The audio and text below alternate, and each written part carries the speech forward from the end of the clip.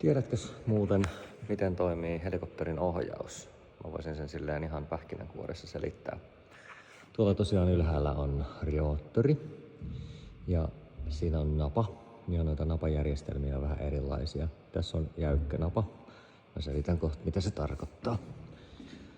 Täällä ohjaamassa tosiaan on ohjaussauva, cyclic, jolla kallistetaan lapatasoa diskiä haluamaamme suuntaan. Vaikkapa nyt sitten vasemmalle, jolloin kone lähtee liukumaan vasemmalle. Ja oikealle, eteen, taakse. Tällä säädetään sen diskin asentoa. Mä näytän kohta, että minkälaisten varsien kautta se voima sinne välittyy. Sitten on polkimet. Polkimilla säädellään sitten pyrstöroottorin, eli tässä koneyksilössä Fenestronin lapojen kohtauskulmaa kollektiivisesti. Eli ne pyörii vakiokierroksella hyvin lähelle ja siellä vasta säädetään niitä lapakulmia, joka kumoaa enemmän tai vähemmän tätä pääroottorin aiheuttamaa vääntöä. Sitten on kollektiivi, eli nostovipu. Sitä kun nostetaan, niin silloin pääroottorin lapakulmat kasvavat kollektiivisesti, eli samaan aikaan. Se luo sitten nostetta tähän. Tää on suurin piirtein 0 kulmilla silloin, kun ollaan maassa, eli ei synnytä minkäännäköistä nostetta. Ja sitten kun vedetään kollektiivista, niin siellä lähtee sitten ilma virtaamaan ylhäältä alaspäin. Ja kun se kumoaa tämän koneen painon verran ilmaa, oliko toi epätieteellisesti sanottu, niin sitten se lähtee leijumaan. Ja tietenkin kaikkien ohjauslaitteiden poikkeuttaminen vaikuttaa toiseen ohjauslaitteeseen. Jos mä haluan lisää tätä korkeutta, lapakulmaa, niin silloin mun pitää, kone luo itse sen tehon muutoksen sinne normaalitilanteessa, niin sit mun pitää kumota se painamalla vasenta jalkaa. No tähänkin on automatiikkaa erilaisissa koneissa olemassa. Ja sit se aiheuttaa pienen nokan nousemisen ylöspäin, jolloin mun pitää kumota se ohjaussauvalla. Kaikki tää tapahtuu tietenkin automaattisesti pilotilla. Vähän niin kuin pyörällä ajaminen, että sä siinä mieti, että mihin suuntaan sä milloinkin kallistat sitä ohjaustankoa tai omaa painopistettä. Ne tapahtuu näin. Mutta miten se voima välittyy täältä sitten? Siinä on eri koneissa erilaisia systeemeitä. On tämmöisiä fly-by-wire-tyyppisiä, mistä ei mene fyysistä yhteyttä mihinkään. Mutta tässä on sitten ihan tämmöisiä työntötankoja, mitkä menee tuolla lattian alla. Ainakin aluksi. Täältä lähtee. Niin en oikein näy. Tommoset tangot. Siihen väliin tulee sitten näissä ohjausvermeissä niin trimmejä, mitä kone käyttää autopilotin kanssa, kun se haluaa pitää koneen tasaisesti jossain tietyssä liikkeessä. Ja sitten tässä koneyksilössä menee tuossa keskellä tommonen, mikä toi nyt sitten on.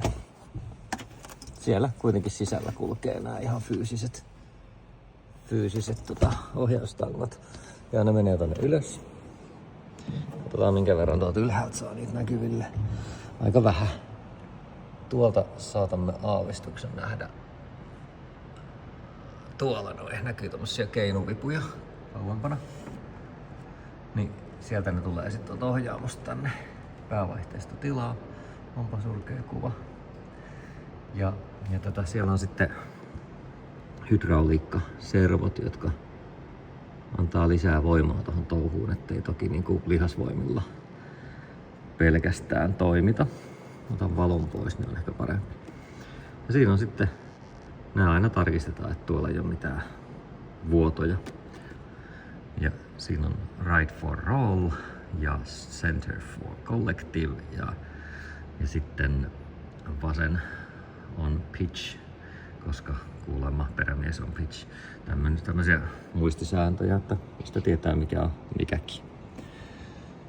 Ja sieltä ne siirtyy sitten tonne ylös. Minäpä suljen tämän luukun, niin päästään ylös. Noin, nyt ollaan täällä koneen maston luona ja tuolla me nähdään tosiaan ne kolme vivustoa, jotka tulee sitten hydrauliikan kautta ja tulee tämmöisille vivuille tähän. Ja tätä koko napajärjestelmää sitten kun kallistetaan sinne haluamaamme suuntaan, niin silloin kone lähtee siihen suuntaan, kun ollaan haluttu. Ja sitten tosiaan toi nokan suunta oli käsitelty pyrstön kanssa. Mutta mitä jää jäljellä vielä, niin miten ihmeestä nämä lapakulmat saadaan kasvamaan täällä. Niin kuin nyt nähdään, niin näissä on hyvin neutraali napakulma. Tarkennappa vielä. Noin. Ja sitten kun me halutaan konetta ylöspäin, niin pitää lapakulmaa nostaa. Tässä on sitten tämmöiset collective pitchlinkit. Ja sitten tosiaan kun sitä kollektiivia nostetaan, niin tässä on tämä keskellä oleva pitchiläinen, nyt mä unohdin nimen. Tälleen näin kun tekee yhtäkkiä flowlla tätä tallennusta, niin on riski, että unohtaa yksinkertaista asioiden nimet. Kuitenkin tämä tässä, Washblade Scissors. Ei ole Scissors Sisters, eli tämä nousee sitten ylöspäin, kun halutaan lapakulmaa kasvattaa, joka aiheuttaa sen, että jokainen näistä pitchlinkeistä työntää lavan tässä tapauksessa etureunaa ylöspäin ja lapakulma nousee. Ja tämähän on jäykkä tämä lapa. Eli tässä ei ole semmoista sulkaniveltä, mikä on joissain malleissa, joka päästäisi tämän lavan tai jokaisen lavan liikkumaan tässä asennossa. Tämä on jäykkä, mutta ei toki ihan rautakangen jäykkä, vaan tässä on tosiaan lavan tää alkupää tonne näihin reikiin asti, niin se on ontto. Ja siellä sisällä menee semmonen joustava tämmönen kuiturakenteinen systeemi. Mä en sitä varmaan saa näkymään sieltä. Mutta tosiaan niin se joustaa, kun tätä ulko-osaa tässä väännetään, ja se on tehty sillä lailla, että se kuuluu joustaa. Sitten tässä on kaikennäköisiä muita tämmöisiä liikettä sallivia polymeeri rakenteita. Ja näitä on sitten 4 kappaletta tässä kopterissa, ja sitten on siitä seuraavassa versiossa 5, mikä vähentää sitten tärinän määrää. Ei tämäkään pahasti tärise. Joo. Täällä on nyt ilman käsikirjoitusta tehty tämmönen vapaan flown selitys.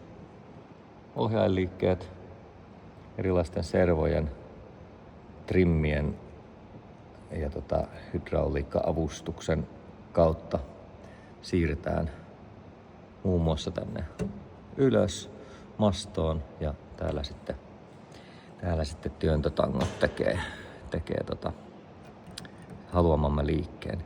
Ja sitten kopterissa tosiaan, kun tässä pyörii ylhäältä katsottuna vastapäivään counterclockwise tää lapajärjestelmä, niin jos me halutaan kallistaa lapajärjestelmää niin, että kone lähtee eteenpäin, eli tästä oikealle kallistaa koneen nokkaan päin, niin johtuen fysiikasta, niin se pitää se ohjausliike tehdä 90 astetta aikaisemmin. Eli tällä hetkellä, missä on tuo keltainen työntötanko, niin siellä tehdään ohjausliike näin tavallaan ylöspäin, niin silloin se vaikuttaa aerodynaamisesti ja fysikaalisesti 90 astetta jälkikäteen. Eli on siinäkin ollut insinööreillä aikanaan ihmettelemistä keksiä, että miten kopteria ohjataan. Sama ilmiö huomaa, että jos käytät rälläkkää ja pistät rälläkän pyörimään täydellä vauhdilla ja sitten yhtäkkiä teet ranteella tämmöisen liikkeen, niin se kampee sua niin sun kättä eri suuntaan kuin sä luulisit. Syntyy voima 90 astetta viiveellä. Leikitään, että jos mä teen äkkinäisen liikkeen näin, niin se saattaakin kääntää sun kättä samalla ylöspäin. Näin. Niin. Oliko tää tosi sekava? Mut näin se toimii. Jotkut sanoo, että helikopteri lentää noituudella. Mut kyllä mä oon vakuuttunut siitä, että tää lentää ihan fysiikalla ja aerodynamiikalla ja viisaiden insinöörien tekemillä järjestelmillä. Ei mulla muuta.